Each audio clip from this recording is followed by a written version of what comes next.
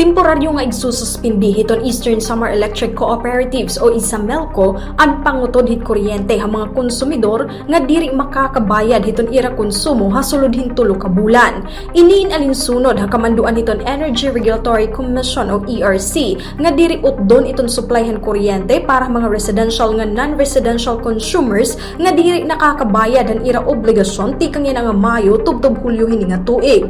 Pero pahinumdom ni ISAMELCO General Manager Attorney Jose Michael Amancio magbayad kung kaya o may kapasin pagbayad.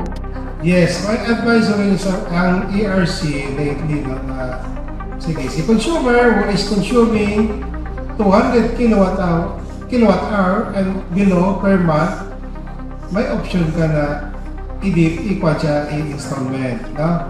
So, kung wala ka pambayad, pero kung may pambayad ka talaga, ayaw ka lang mula magbayad, hindi naman fair, no? Kasi nagbabayad naman kita sa GenCos, updated kita, no? Kung wala ka talaga pambayad, pwede. Pero kung may pambayad ka, bayad ka naman, no?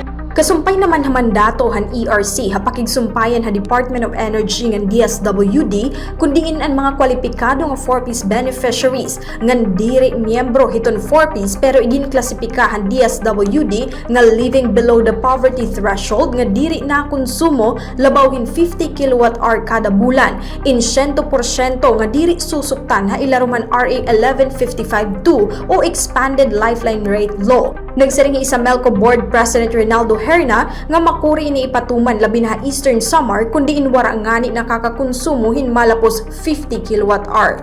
Kapito na atong life 15 kilowatt below.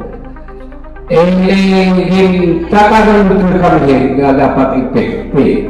Kasi mo pala pero in atong member consumer din sa Eastern Samar, 95% residential.